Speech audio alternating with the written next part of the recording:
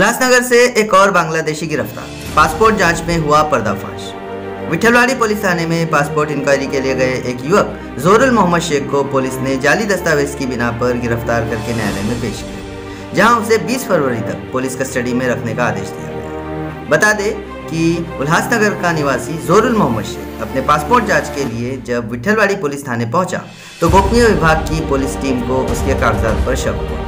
जांच में आधार कार्ड और दीगर दस्तावेज जाली पाए गए, जिसके बाद जोरुल मोहम्मद शेख को गिरफ्तार करके न्यायालय में पेश किया, जहां से उसे 20 फरवरी तक पुलिस कस्टडी में रखने का आदेश माननीय न्यायालय ने दिया।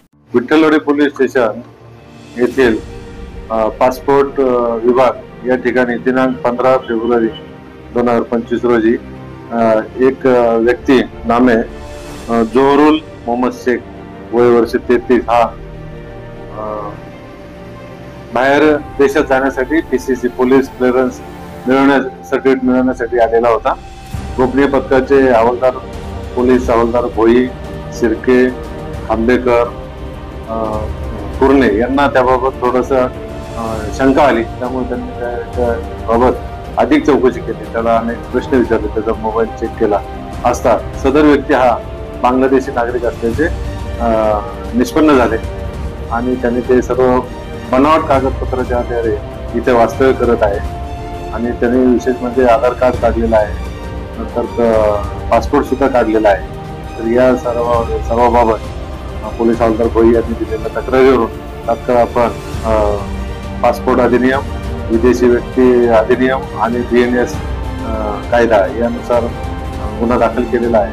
PSI दराडे हे त्याचा तपास करत असून सदर व्यक्तीला अटक केलेली आहे। 20 तारीखपर्यंत त्याला पोलीस कस्टडी रिमांड मिळवला आहे।